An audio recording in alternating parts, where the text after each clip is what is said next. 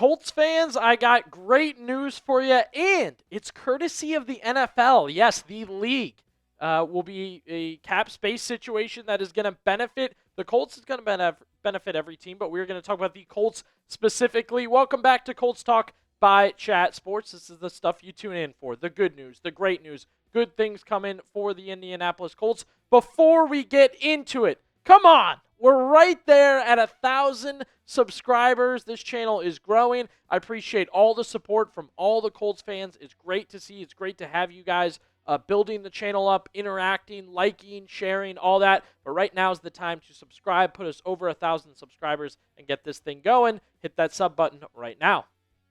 All right, so the NFL informed teams that it is projecting a major 2026 salary cap increase. That is right, a major 2026 salary cap increase. Now, the exact number not pinned down yet, but we're looking between $301 million and about $305 million for that salary cap. So that's about anywhere between a 7 and 9% increase. That's a ton for all these teams to be able to do a little bit more, for the players to get paid a little bit more, a bigger piece of the pie, right? And that's because business is booming.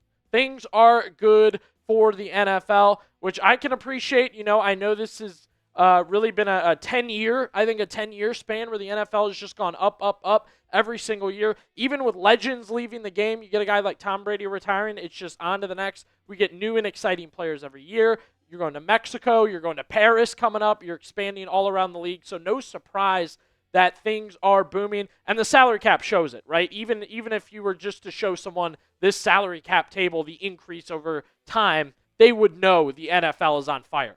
To go from $123 million in 2013 to $208 in 2022, and upgrades in between, and then obviously the past few years has just been a major increase from 224, and now in 2026 to look at 301, 305, everywhere in between. Man, what an increase for the NFL. And hey, that's why we want to be a part of it here on Chat Sports, covering the Colts. The league's doing well. We wanted to jump in on it here on Colts Talk, and we appreciate the fans supporting both us and the league, of course, as well. We know you love your football, but I'm sure you're sitting there hearing NFL, NFL, NFL. What about the Colts? How does this affect the Colts? We are going to break that down. We are going to get into it on how exactly this one is going to affect the Colts. My question for you, what is your confidence level in the front office? Chris Ballard, Carly Ursay-Gordon, scouts, everyone working together here. Bigger piece of the pie, but how will you use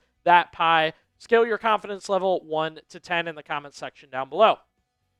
First things first, you heard me say more pie, right? There is more money to spend, whether it be more players you want to draft, free agents you want to bring back, scouts you want to get. I mean, overall, there is more money for the salary cap. I guess mainly players, obviously, we're talking about with the salary cap. And the Colts, I got a note to you guys. They have a ton of free agents. We were breaking down like the most per teams and whatnot, and the Colts are up there. They have 28 free agents, some restricted, some unrestricted right now. Look, you're going to see on this list the bigger names, the Daniel Jones, the Alec Pierce, names like Nick Cross that you'd like to get back and figure out a way to get him going.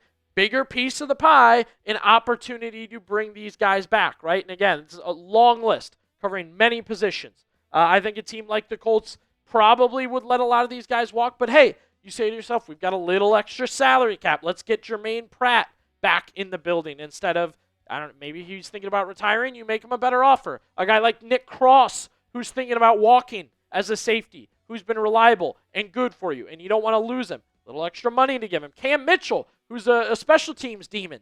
Don't let him go.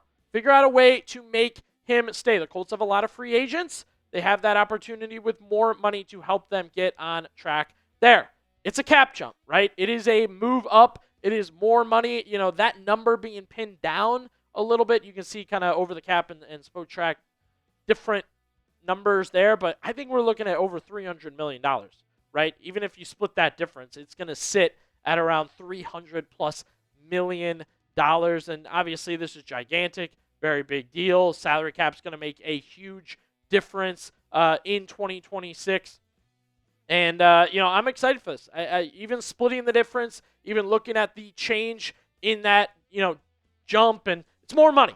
It's more money for all these teams to be able to make moves, and I think the difference you will see definitely is going to matter in general for these teams because more money, more salary cap, more ability to do things in general. Now the Colts, where they kind of stand going into this offseason, solid at $35 million in cap space as of right now, right? There's moves to be made. There's things to be paid for, things you can do with that. 10th in the NFL with that $35 million. I will note they're not the best with rollover cash. Not many teams get that conservative with the rollover cash. You either are that kind of team or you're not. $2 million's okay. And then I will say they made out all right. Adonai Mitchell, just $1 million for the dead money there. That's pretty good, right? That's pretty good. Now, we're talking about consistent growth. That's an impact for the Colts. That's an impact for, the NFL in general. And again, we were showing you the numbers. Teams are growing because the league is growing. The league is growing because the teams are growing. Consistent growth overall. The cap continues to go up, up, up. You're seeing a lot of double-digit year increases. Makes you feel good about your team in general and the league in general, that not just is the cap going up now, but the cap will continue to grow up into the future. Because over the last 5 years, the salary cap increases, and it's gone up in double digits time and time again. So not only are you getting more money to spend, more room to operate, like I said, the ability to get a little bit aggressive and get out there in free agency, but that's not going to stop. It's going to go into the future.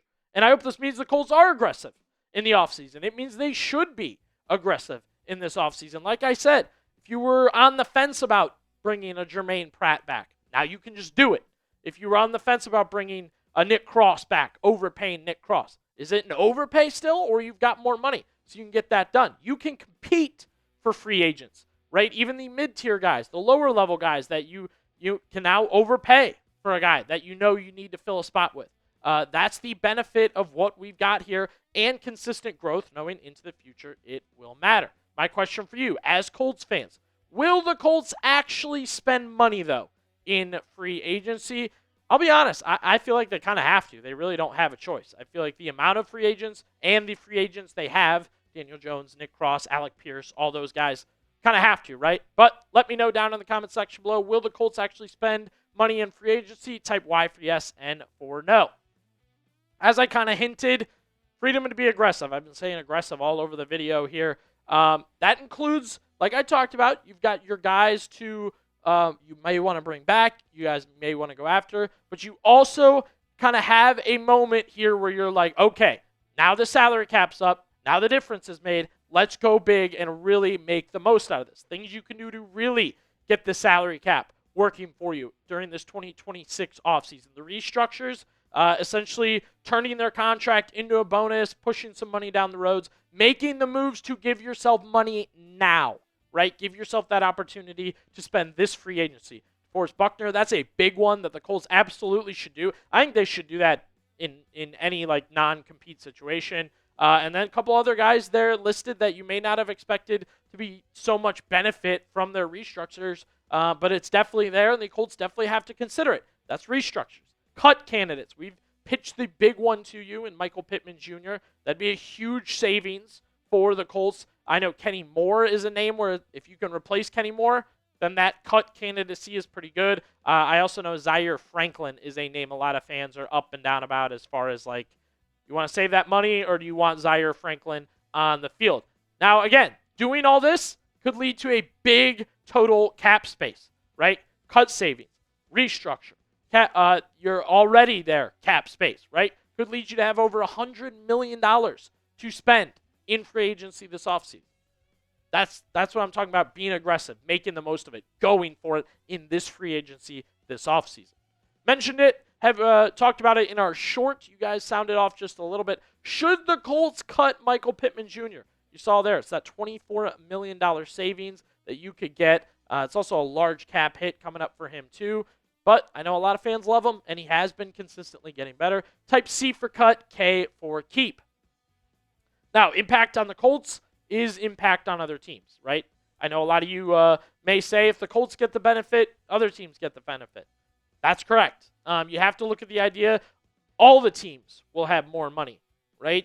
Even teams that are really in the hole, bordering, cap hell, they can now sort of build themselves out of it a little bit. The big one for me, I think more extensions are going to get done. You're going to see teams look at a player that they might have had to let walk or test free agency, but instead now they can get an extension done. I think I keep saying this name over and over, Nick Cross, Alec Pierce. Colts might have just been able to get that done a little bit easier. But teams around the league will do that a little bit easier. And that means free agency, the names in free agency, not quite going to be as good. I think that's going to be a little different as far as the number of major stars or even like mid-level stars, mid-tier guys might just be persuaded to stay where they are. Colts might not be able to go out and grab someone because they've already re-signed and they've already extended. We saw this last year. We've already seen this. The effect has already happened a little bit. I mean, I look at a team like the Bengals, who's well known for not giving giant extensions. Burrow, Chase, Higgins, all wrapped up, back with the Bengals. They paid them, and that, like I said, that was last year. That's before we got this extra cap jump. Doesn't mean you can't find good players. There are still going to be good players in free agency that the Colts are going to be able to weed out, find, and make the most out of. I just think the stars won't necessarily be there as often. However you want to define a star. I know different years make different stars, which I think will lead to overpays on mid-tier players, right? I think a good example that I've given a couple times, not just for the Colts but other teams, is Demario Davis. I think Demario Davis goes from being a solid veteran player to all of a sudden could be strongly overpaid for a 1 or 2 year contract just because of how free agency and the cap are changing. All changes, all offseason moves, trades, draft, free agents, we will have it for you on Colts Talk, so be sure to subscribe.